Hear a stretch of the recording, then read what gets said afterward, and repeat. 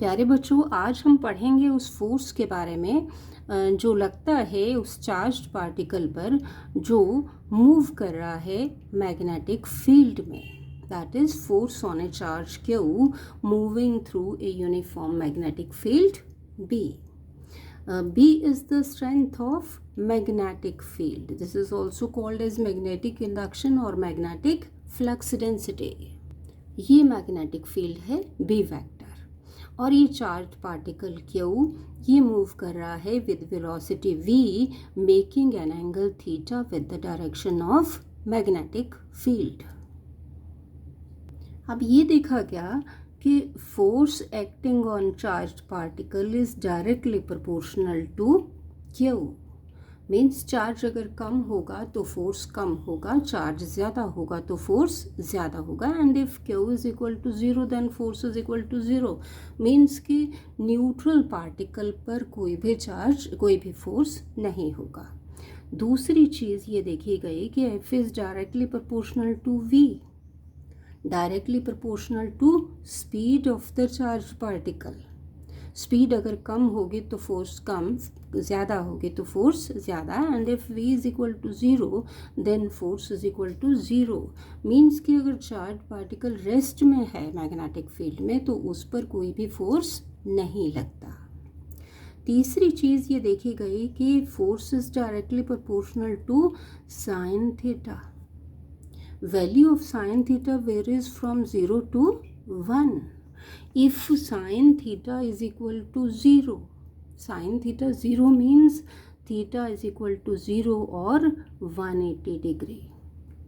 तो उस केस में फोर्स 0 मीन्स कि अगर चार्ज पार्टिकल मूव कर रहा है पैरेलल टू बी वेक्टर और anti parallel to B vector, means इसकी डायरेक्शन में या इसके अपोजिट, उस केस में फोर्स 0 होगा।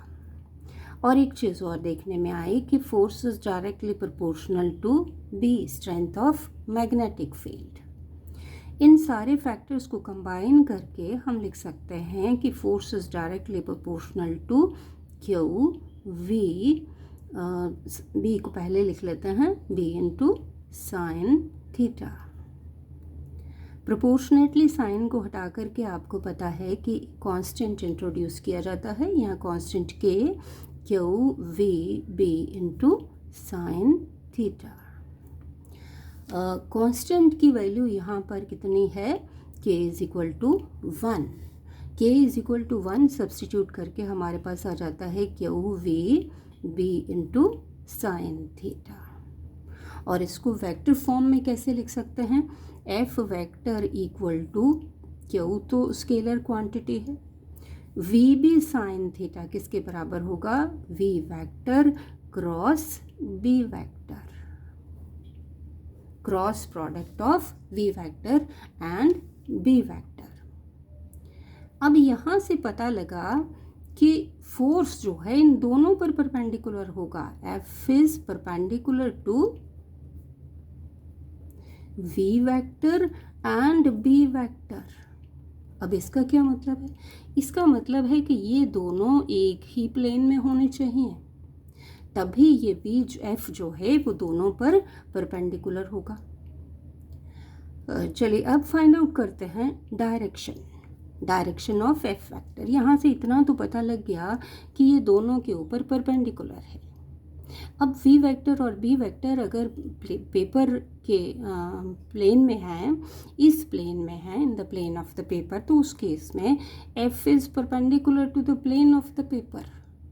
अब perpendicular to plane of paper directed outward होगा कि इनवर्ड, वो हम फाइंड आउट करेंगे वेरियस रूल्स से।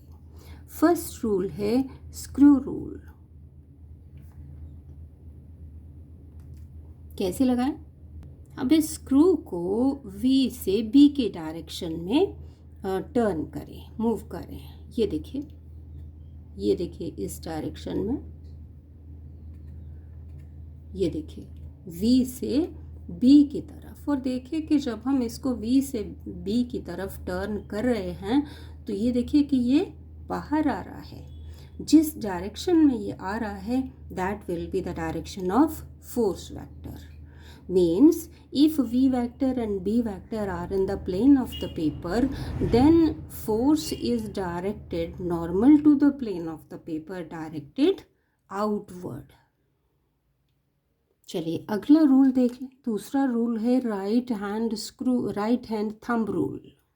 यहाँ आपने क्या करना है, अपने राइट हैंड की फिंगर्स को वी से बी की तरफ टर्न करना है. देखिए कि जब आप टर्न करते हैं तो थंब जिस डायरेक्शन में जाएगा that will be the direction of force. और यहाँ पर आप देख रहे हैं कि if v vector and B vector are in the plane of the paper, then force F is directed normal to the plane of the paper, directed outward. तीसरा है राइट हैंड पाम रूल. अब आप अपने right hand के palm को और fingers को इस तरह से रखें कि fingers are pointing in the direction of magnetic field and your thumb is pointing in the direction of v vector. Charge particle की डायरेक्शन में है आपका थंब और फिंगर्स हैं in the direction of magnetic field. कुछ इस तरह से देखिए कि इस केस में आपकी पाम जो है वो that will reflect the direction of force vector. Palm will show the direction of force vector. Palm जिस तरफ, पाम के ऊपर परपेंडिकुलर, यानी if v vector and B vector are in the plane of the paper, then force is perpendicular to the plane of the paper, directed out of it. Palm के ऊपर जो perpendicular है that will be the direction of force vector. और अगर angle theta 90 degree है तो आप लगा सकते हैं फ्लेमिंग्स लेफ्ट हैंड रूल. वो कैसे? अपने लेफ्ट हैंड की 4 फिंगर, सेंट्रल फिंगर और थंब को इस तरह से स्ट्रेच कर लें कि 4 finger points in the direction of magnetic field, central finger points in the direction of current. अब करंट की क्या बात है यहाँ पर? Current means direction of positive charge. First finger, 4 finger in the direction of magnetic field की direction में, central finger in the direction of current और positive charge, then the thumb will point in the direction of force.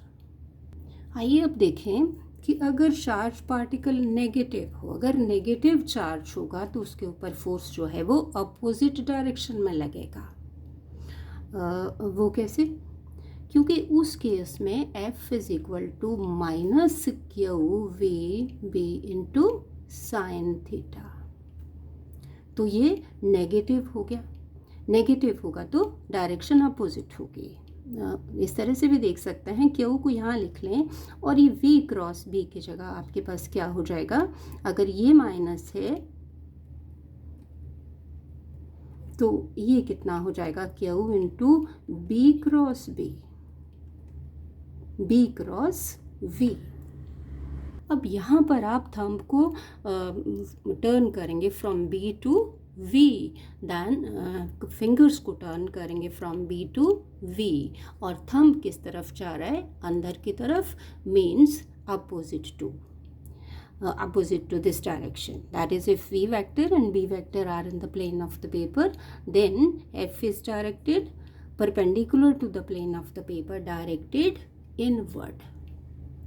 जब force opposite होगा negative charge पर तो deflection भी, charge जो है वो डिफ्लेक्ट होगा इस फोर्स की वजह से.